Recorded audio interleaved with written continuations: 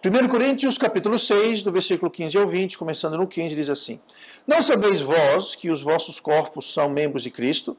Tomarei, pois, os membros de Cristo e os farei membros de uma meretriz? Não, por certo. Ou não sabeis que o que se ajunta com a meretriz faz-se um corpo com ela? Porque serão, disse, dois numa só carne. Mas o que se ajunta com o Senhor é um mesmo Espírito. Fugi da fornicação. Todo pecado que o homem comete é fora do corpo, mas o que fornica peca contra o seu próprio corpo. Ou não sabeis que o vosso corpo é o templo do Espírito Santo, que habita em vós, proveniente de Deus, e que não sois de vós mesmos? Porque fostes comprado por bom preço. Glorificai, pois, a Deus no vosso corpo e no vosso espírito, os quais pertencem a Deus. E oremos. Pai amado, Deus querido, abençoe a tua palavra, que possamos aprender através do poder e da iluminação do teu espírito, que inspirou o apóstolo Paulo a escrever essas palavras. Também venha a mim me dar poder esta manhã, para que eu possa fazê-lo com poder e clareza. Nós te pedimos em nome de Jesus. Amém. E vamos então nos sentar todos. E estamos de volta, então, para o nosso estudo em 1 Coríntios. Nós vamos hoje terminar o capítulo de número 6, que nós estamos fazendo já. E o tema central do capítulo 6 tem sido pequenas causas grandes, ou seja, coisas que nós, talvez, enxergamos como coisas não importantes, coisas pequenas, coisas que a gente pode deixar passar despercebido, mas que Deus está dizendo, não, essa pequena causa aí que está dizendo, ela é grande. Não é nada pequeno, não é besteira, é algo sério, não é algo para ser ignorado, é algo para ser tratado e abordado e não ignorado e deixado para lá. Aí ele diz o seguinte, apesar do fato que 1 Coríntios foi escrito pelo apóstolo Paulo há mais de 2000 anos atrás, os temas abordados continuam contemporâneos, continuam válidos, como se fosse hoje. Por quê? Porque 2000 anos atrás, as igrejas e as pessoas, as famílias, o ser humano, tinham essencialmente os mesmos problemas, dificuldades, tentações que tem hoje. Não é porque passou 2000 anos ou 10 mil anos que mudou muita coisa. Se você olhar, voltar 4.000 anos, 5.000 anos, você vai ver que eram os mesmos problemas encarados durante o tempo todo. Porque a Bíblia, ela não aborda um tempo, ela não aborda uma época, ela não aborda um povo, ela aborda a natureza e a condição humana. Então, os mesmos problemas que a gente viu o povo hebreu lidando num deserto, é o mesmo problema que nós lidamos hoje. Os mesmos problemas que vemos as igrejas lidando no Novo Testamento, são os mesmos problemas que lidamos hoje. Então, não muda. Por quê? Porque é contemporâneo. A natureza humana, a condição humana, ela não muda. E as coisas que nós temos visto nas últimas semanas têm sido que Deus odeia a avareza, Deus odeia o orgulho, porque nos cega, nós vimos isso também. E na semana passada nós vimos que Deus odeia o descontrole, a falta de controle, a falta de temperança, e o porquê e como isso nos afeta. E hoje nós vamos continuar vendo mais uma coisa que Deus odeia e uma coisa que nos afeta muito. Isso a gente tem que vigiar também. E é um desses problemas que nós vamos ver hoje, que ele é uma raiz. Aliás, todos os problemas que nós temos visto, o orgulho, a avareza, a falta de controle, né? Todos eles são o que eu chamo de problemas raiz. Ou seja, nós temos problemas e nós temos problemas que são oriundos de problemas básicos, ou problema que raiz. Ou seja, aquela raiz, ela dá o fruto, aquela raiz, ou daquele pecado vem uma multidão de pecados. E muitas vezes a gente fica tentando lutar com os pecados, e devemos, mas esquecemos de atacar a raiz. É como um bombeiro. Se você tem um bombeiro, a primeira coisa que ele vai fazer, ele vai para a fonte do incêndio. Ele vai para a fonte do fogo, ele vai para a fonte do calor, para a fonte do combustível que está queimando. Ele vai para a fonte. Não adianta ele sair apagando um fogo aqui, um fogo ali e deixar a coisa de onde veio todo aquele fogo queimando. Senão vai passar a vida inteira ali apagando fogo aqui, apagando fogo ali e não vai apagar o fogo principal. Então, esse daqui é um dos fogos principais, digamos assim, como são os outros que nós vimos, como a avareza, como o orgulho, o descontrole e assim por diante. Agora, é interessante que no texto que nós lemos, ele traz 3 coisas que nós não devemos ignorar. Tá? E eu vou abordar essas 3 coisas antes de trazer o problema principal, o tema principal de hoje. Tá ligado. Então, como alicerce, olhe comigo no versículo 15, E nós vamos ver a primeira de 3 coisas que no texto fala que nós não devemos ignorar. Primeira coisa, versículo 15. Não sabeis vós que os vossos corpos são membros de Cristo? Então, a primeira coisa que nós não devemos esquecer em relação ao tema que nós vamos ver hoje é que o nosso corpo, ele pertence a Cristo. Não sabeis que os vossos corpos são membros de Cristo? Tá? Olha no 16, mais uma vez. Não sabeis que o que se ajunta com a meretriz faz-se um corpo com ela?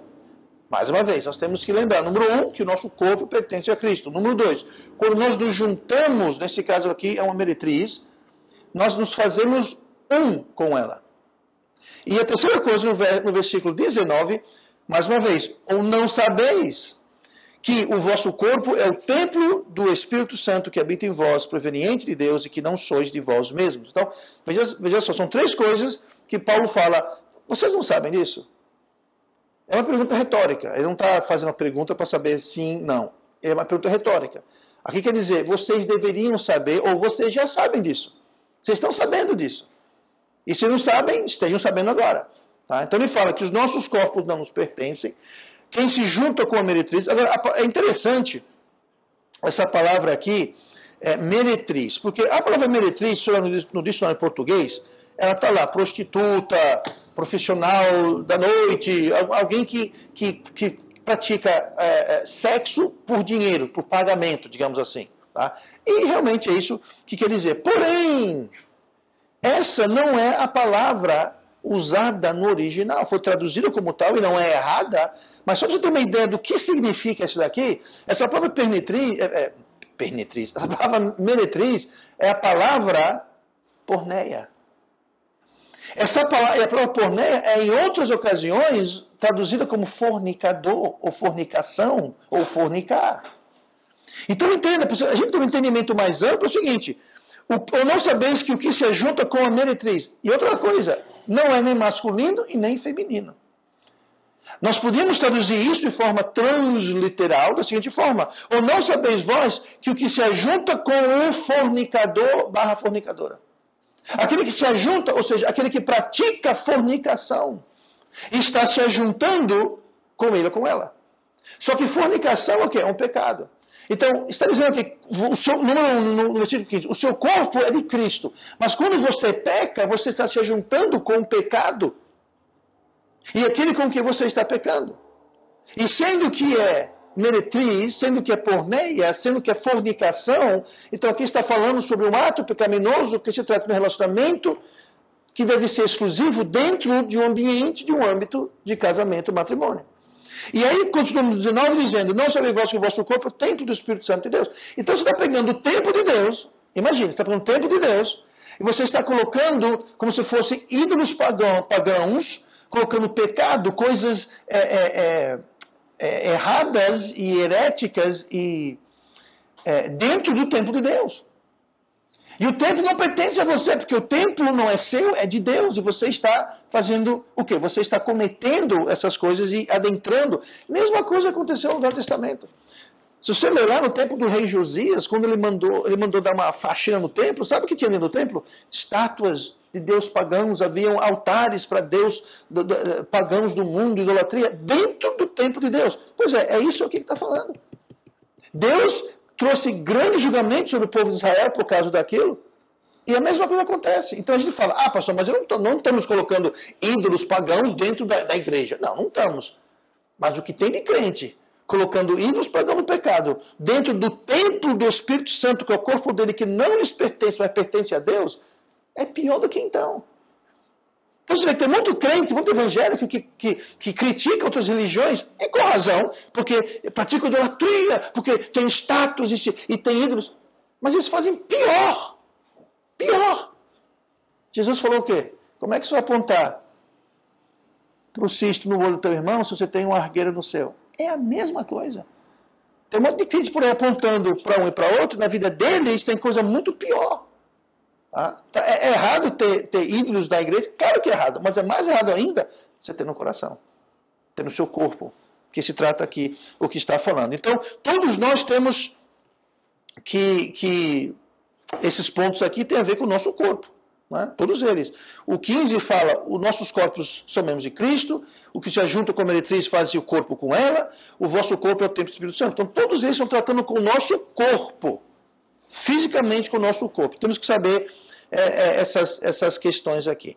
E agora coloque na equação o versículo 20, né, levando em consideração tudo isso, que fala, porque fostes comprados por bom preço, glorificai, pois, a Deus no vosso corpo e no vosso espírito, os quais pertencem a Deus. Ou seja, nem nosso corpo, nem nosso espírito pertencem a Deus. Como nós já vimos. Então nós estamos, você imagina a situação que a pessoa se coloca quando pega uma coisa que não lhe pertence, que pertence a Deus, e a gente profana aquilo que Deus fez. Tá? Então, as consequências não são nada boas. Então, podemos de tudo isso concluir desses 3 pontos que devemos decidir, optar, escolher, submeter-nos à vontade de Deus. E devemos decidir, escolher, determinar que nós não vamos submeter Deus às nossas transgressões. Veja bem, o Espírito Santo habita em nós. O Espírito Santo habita no templo, que é o nosso corpo. Quando nós pecamos, nós estamos submetendo o Espírito Santo, ou seja, Deus, que está no templo dele, que é o nosso corpo, às nossas transgressões. É como alguém entrar na sua casa, na sua sala, no seu quarto, que lhe pertence, que é seu. Chegar lá e começar a fazer um monte de coisa que você não gosta. Chega lá com o sapato sujo seu de lama, aí coloca o sapato em cima da mesa, sai pulando no sofá, sai pulando na sua cama, limpa o pé no seu travesseiro. Que absurdo é esse? Pois é isso aqui. Ó. O templo não pertence a nós, pertence a Deus. Foi comprado por um bom preço. E quando a gente perde visão disso, nós estamos fazendo o quê? Nós estamos literalmente expondo, nós estamos levando, nós estamos forçando Deus, digamos assim, a presenciar, dentro daquilo que é dele, por direito, e por lógica, e por dever, a uma coisa que nós estamos enforçando isso nele. Tá? Aí eu pergunto, qual seria a sua reação? Você na sua casa, no seu direito, alguém entra e faz isso. Qual seria a sua reação? Qual seria a minha reação? Indignação? Salve se a pessoa tivesse armada, fosse mais forte do que eu dava uns petelecos na pessoa. E quem é mais forte do que Deus? Então, quem vai dar o peteleco em quem é que Deus vai dar os petelecos na gente. Não é o contrário, não. Tá? Então, nós temos que parar de forçar essa situação desagradável em Deus e parar de profanar o templo dele. Agora, é interessante que aqui você não pode apenas e tão somente profanar o templo de Deus através de fornicação. Mas é interessante que é esse o ângulo que Deus decide abordar. Por quê? Como eu falei antes, toda a listagem de pecados na Bíblia. Quando lista as obras da carne, as transgressões, os pecados. E quando você vê os problemas que o povo de Israel tinha, no topo da lista sempre vai ter o quê? Isso. Então não é à toa que ele usa isso. Mas não pense que é só isso. Bom, se não tem fornicação, então eu estou livre. Não. É qualquer coisa que venha profanar. Aqui o que nós vimos é o que diz no 18. Fugir da fornicação. Essa palavra fornicação e a palavra meretriz são muito parecidas. Ela vem de porno. Porneia, porneis. É a mesma palavra. Tá? Então aqui você precisa dizer fugir das meretrizes. Não, é fugir da fornicação. Fugir do ato, fugir dos fornicadores, né? Fugir da fornicação. Aí aqui diz, todo pecado que o homem comete é fora do corpo, mas o que fornica peca contra o seu próprio corpo. E aí ele explica, e o seu corpo não é seu, pertence a Deus, o seu corpo é o Espírito de Deus, que habita em vós. Tá? Então aqui ele está dizendo justamente, abordando essa questão de corpo, por causa disso. Não estou dizendo, aqui Deus está dizendo, todo pecado que o homem comete, ele comete fora do corpo. Mas o que comete fornicação, comete contra o próprio corpo. Por quê? Porque está se ajuntando com outra pessoa, seja uma meretriz, seja quem for. Como eu disse, a palavra meretriz não é alguém, não é uma profissional da noite, digamos assim. A palavra meretriz simplesmente significa alguém que fornica. Tá? Alguém que fornica, pode ser, enfim, que fornica, não interessa se é por dinheiro, se é não interessa, alguém que fornica, quando você faz isso. E o resultado é que nós entristecemos o Espírito Santo. E a Bíblia é clara quanto a isso, lá em Efésios 4:30 fala, não entristeceis o Espírito Santo de Deus, no qual estáis selados para o dia da redenção. Esse estáis selados quer dizer que ele está presente na sua vida, ele habita no salvo. Então não entristeça ele, porque ele tá dentro de você, ele habita em você. E quando você entristece o Espírito Santo de Deus, e ele fica triste, você fica triste. E se você não fica triste, algo está errado.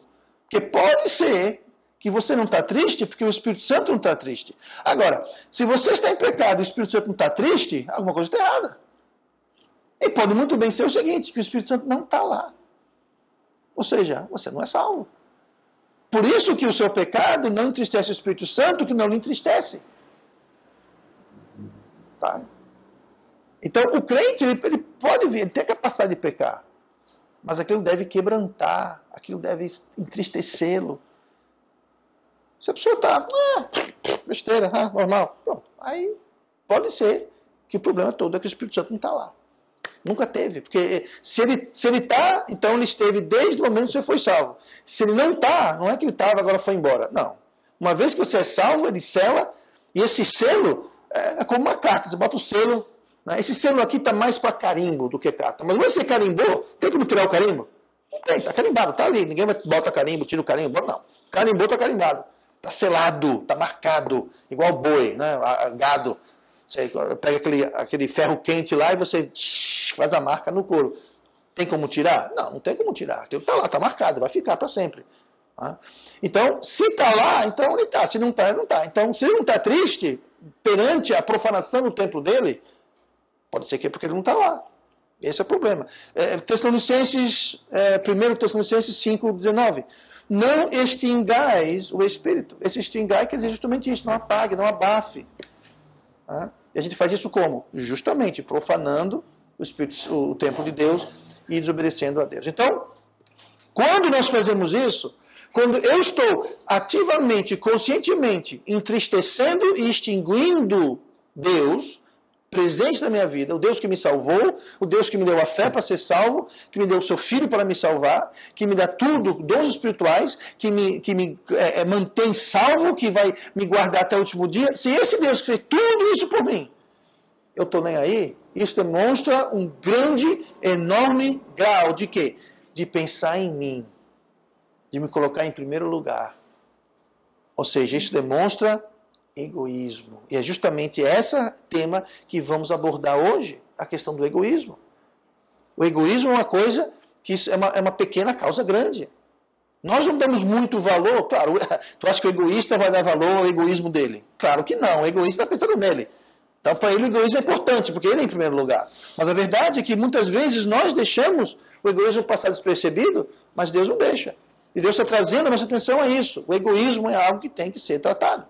Assim como a avareza, assim como o orgulho, assim como o descontrole, a destemperança, né, que nós vimos, egoísmo. E essas quatro coisas, elas formam raízes das quais você tem uma avalanche de pecados que vão destruir, literalmente destruir a nossa vida. Tá? Então, vamos ver então aqui, no versículo 19, o seguinte, diz assim, ou não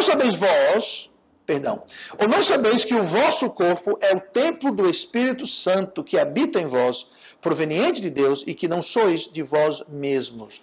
Tá? Temos que entender, a primeira coisa sobre o egoísmo é o seguinte, que o egoísmo é a raiz de todo pecado. Todo pecado, se você analisar direitinho, se você pensar bem, todo pecado, ele vem do egoísmo. Tá? O que você diria de alguém que faz aquilo que eu mencionei agora há pouco? Entra na sua casa, com o pé todo sujo, aí vai limpar os pés no seu travesseiro, vai no seu quarto, pega o travesseiro, joga no chão e limpa o pé cheio de lama, aí pega e coloca de volta. Você fala, rapaz, o que é isso? Ah, que meu pé está sujo, meu sapato está sujo, cheio de lama. Sim, mas vai limpar o meu travesseiro? A pessoa é muito o quê? Além de folgada, egoísta. Aquela pessoa que você isso não é nada a ver com você não, viu, Júnior? Você está fazendo uma refeição, está lá, aí tem a última tapioca na mesa. Está todo mundo olhando para a tapioca, um olha para o outro, olha para a tapioca.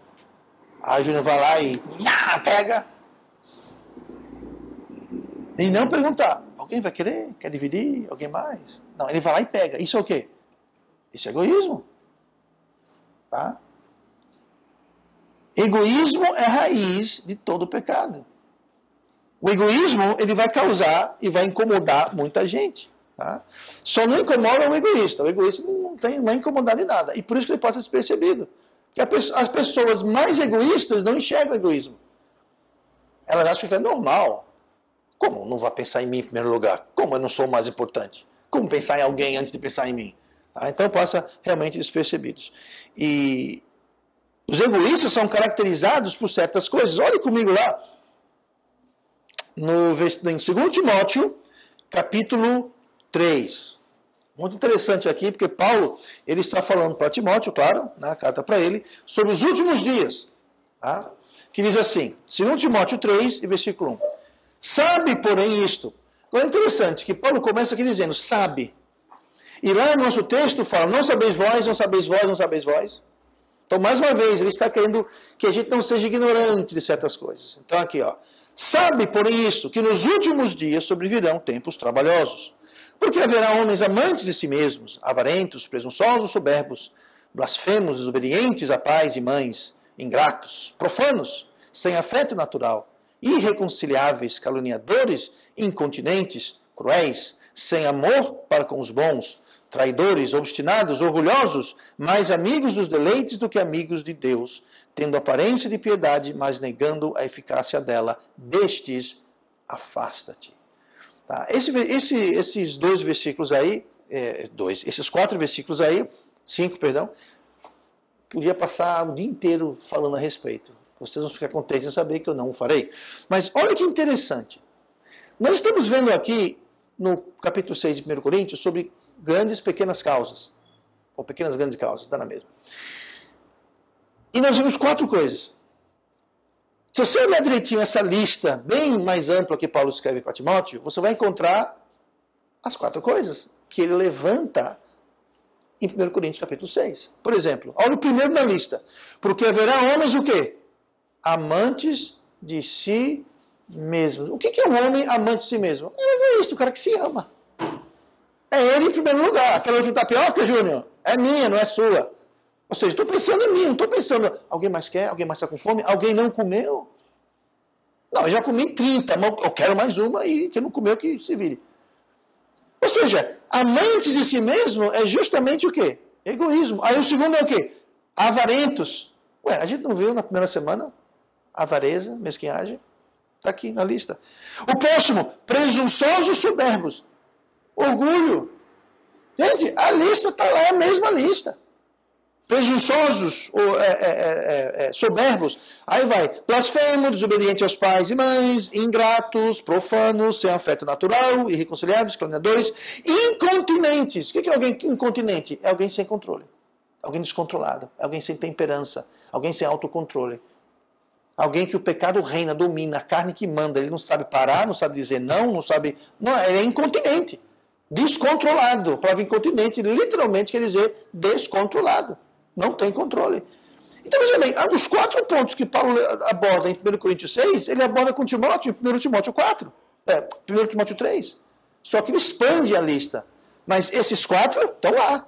Interessante, mas estão lá. Então, a pessoa egoísta, que ela é egoísta e começa aqui amante de si mesmo, vai abrir a porta para as outras coisas que vêm depois. Por isso que eu digo, o egoísmo é de onde vem todo o pecado. De uma forma ou de outra. Então, aquela pessoa que é egoísta, ela vai ser o quê? Ela vai ser avarenta, ela vai ser presunçosa, ela vai ser soberba, ela vai ser blasfema, ela vai ser desobediente aos pais, ela vai ser ingrata, ela vai ser profana, ela não vai ter o afeto natural, ela vai ser irreconciliável, ou seja, você não tem como reconciliar com ela. Você não tem como fazer as pazes, remendar a coisa. É irreconciliável. Caluniadores vão falar mal das pessoas, levantar calúnias contra as pessoas, descontroláveis, cruéis no tratamento com as pessoas, vão tratar com crueldade, com dureza, não com carinho, com gentileza, sem amor para com os bons, ou seja, vão gostar dos ruins, do cara sem caráter, da pessoa ruim, do que não presta, esse é do bom. Agora, uma pessoa de bom caráter, pessoa do bem, aquela é babaca, aquela é um trouxa, aquela é um amante, sem amor para com os bons. Traidores, ou seja, são infiéis. Trai mesmo, está dizendo aqui. Obstinados, ou seja, teimosos no erro. São teimosos, insistentes no erro. Orgulhosos, mais uma vez, havendo soberbos, né? Mais amigo dos deleites do que amigo de Deus. Ou seja, o relacionamento com Deus está lá embaixo na lista. Primeiro é o meu deleite, é o que eu quero, o que eu gosto. É o que eu tenho vontade. Isso, eu sou mais amigo disso do que de Deus. Deus, olha, se eu vou ter que escolher entre o meu deleite e Senhor, eu vou ficar com o meu deleite. Tá? É o que está dizendo aqui. E o quinto, tendo aparência de piedade, ou seja, tem a face, tem a capa, a máscara, mas negando a eficácia. Ou seja, ele tem aparência de piedade, mas a real piedade não tem eficácia, não tem poder ali. Não há poder de Deus trabalhando naquela vida. Tudo começou com o quê? Amantes de si mesmo. Tudo começou com egoísmo. Então, o egoísmo, ele abre a porta para todas essas outras coisas aqui e mais. E mais. Então, quando a gente, como eu disse, o irônico é isso. A pessoa que mais precisa entender isso, ou seja, o egoísta, é o que não enxerga isso. A pessoa que mais é afetada pelo egoísmo é aquela pessoa que não está enxergando o egoísmo. Justamente por quê? Porque ele é egoísta. Então, é um problema muito sério. É uma pequena causa para a gente, talvez, mas para Deus é uma grande causa. E é grande causa para Deus porque afeta o nosso relacionamento com Ele, com nós mesmos e com as pessoas. Então nós temos que ter muito cuidado com justamente isso. Tá? Então, trate do egoísmo e você resolverá e evitará uma multidão de problemas. Agora, para tratar do egoísmo, a gente tem que abrir os olhos. Como eu disse, nós temos que abrir os olhos e ficar atento às outras pessoas. É a melhor forma. Enquanto a gente não achar que é egoísmo, achar que nós não somos egoístas, aí a coisa está complicada. Porque não adianta alguém chegar para o egoísta e falar: ei, ô egoísta, você é egoísta, viu? O egoísta não vai enxergar isso, não vai entender, não vai ouvir isso. Ele vai dizer: eu, egoísta? Como você ousa me ofender? Pronto, lá vai ele sendo egoísta. Você não sabe que você machuca os meus sentimentos falando isso? Sim, cara, mas você acabou de limpar o seu pé no meu travesseiro. Entendeu? Então o egoísta não está vendo o egoísmo dele. Muito bem, vamos para o versículo 20, ver a última coisa para resumir aqui. Nós vemos que o egoísmo ele é a raiz de todo pecado, e o egoísmo leva alguns a viver como se não fossem salvos. Olha o que fala o versículo 20. Porque fostes comprados por bom preço, glorificai, pois, a Deus no vosso corpo e no vosso espírito, os quais pertencem a Deus. Tá? Não deve ser, deve ser, e é o nosso dever, é a nossa obrigação, além de dever, é a nossa obrigação a gente glorificar Deus no corpo e no espírito. Corpo e espírito. Não é só no corpo, não é só no espírito, é no corpo e no espírito. Por quê? Porque a Bíblia fala aqui, os quais, ambos, tanto o corpo quanto o espírito, pertencem a quem? A Deus. Então, não, sabe, pastor, é minha vida, faço o que eu quiser. Não. Deus lhe deu essa vida, você vai prestar conta. Agora, o seu corpo não é seu. O seu espírito não é seu. Então, o que você faz com o seu corpo, com o seu espírito, você vai prestar contas para Deus. Se você for salvo, se você não for salvo, você não vai prestar conta de nada, vai morrer, vai para o inferno, lá você vai para o lago de fogo, acabou a sua história. Não presta conta de nada. Mas se você for salvo, você vai prestar conta do seu corpo e do seu espírito. O que foi que você fez com o seu corpo? O que foi que você fez com o seu espírito? Você glorificou a Deus com ele? Então, essa é a obrigação do crente. Esse é o dever e obrigação. Agora, lá em Coríntios, né, Paulo está mencionando isso aqui, porque lá em Coríntios haviam pessoas salvas na igreja, claro, que viviam como se não fossem. Eram salvos, mas quando você olhava assim, você dizia, não, esse não é salvo não. Viviam como se não fossem salvos. Eles eram comprados, mas viviam como se não tivessem sido comprados. Eles tinham dono, mas viviam como se não tivesse dono. Como se eles fossem o dono deles mesmos. Então no versículo 20, Paulo dá a ordem. E é uma ordem. Glorificai, pois, a Deus no vosso corpo, no vosso espírito. É uma ordem. Eu falo que Paulo deu, mas foi Deus que deu através de Paulo. Então Deus está dizendo, glorifique, glorificai. É o tempo imperativo. Conjugação imperativa. Glorificai. Não é uma sugestão, é uma ordem. É um mandamento. Que é a nossa obrigação de fazer isso. Agora, por quê? Por quê? Eu vou dar um exemplo aqui. Está todo mundo sentado, não está? Okay. Biel, sente. Pastor, eu estou sentado. Sente! Faz sentido eu dar uma ordem? Todo mundo, sentai. Não faz sentido, está todo mundo sentado já. O motivo por que Paulo falou glorificai é porque na igreja de Corinto haviam pessoas salvas que não estavam glorificando a Deus, nem no corpo, nem no espírito. Então Paulo está falando, olha, estão em pé? Sentem. Não estão glorificando? Glorifiquem. Havia esse problema lá na igreja, e há hoje problema, o mesmo problema nas igrejas de hoje, não há nenhuma novidade.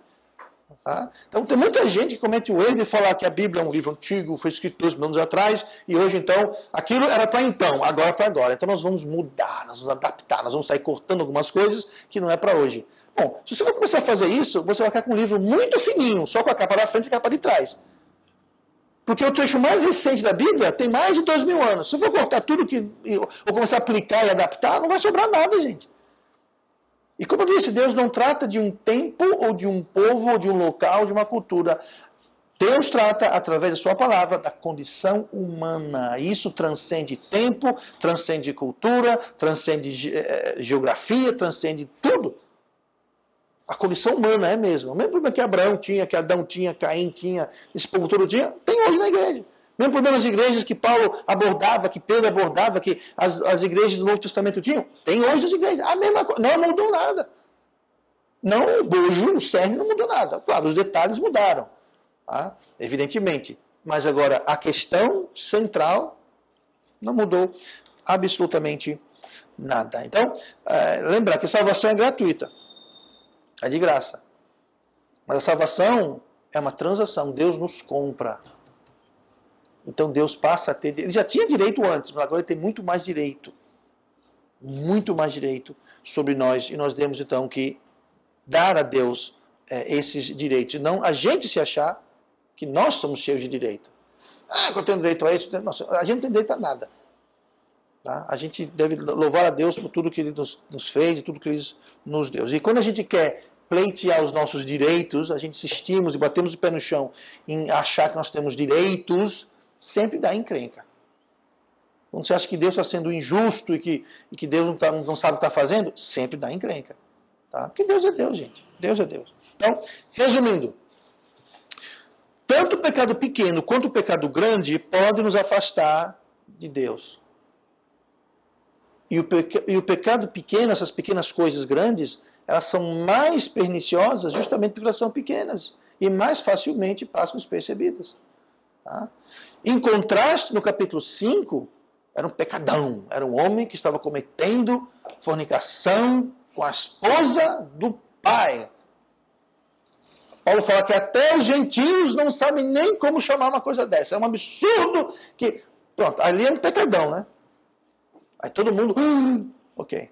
Mas tem um pecado do orgulho, da avareza, da mesquinhagem, do egoísmo, que passa despercebido, passa por debaixo do radar.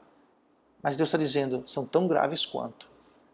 E se você não tratar desses tão graves quanto, você vai acabar cometendo o mesmo pecado que aquele indivíduo lá cometeu no capítulo 5. Que está tendo um relacionamento físico com a esposa do pai. Tá? Que algo... Como ele chegou àquilo? Sabe como chegou àquilo? Egoísmo, avareza, descontrole.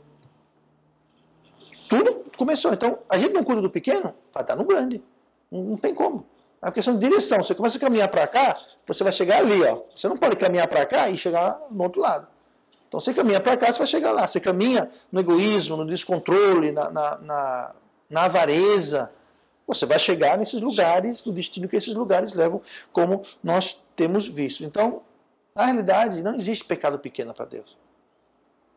Porque todo pecado, ou é o resultado de um pecado maior, ou vai ser a causa de um pecado maior. Tá? Guarde bem isso.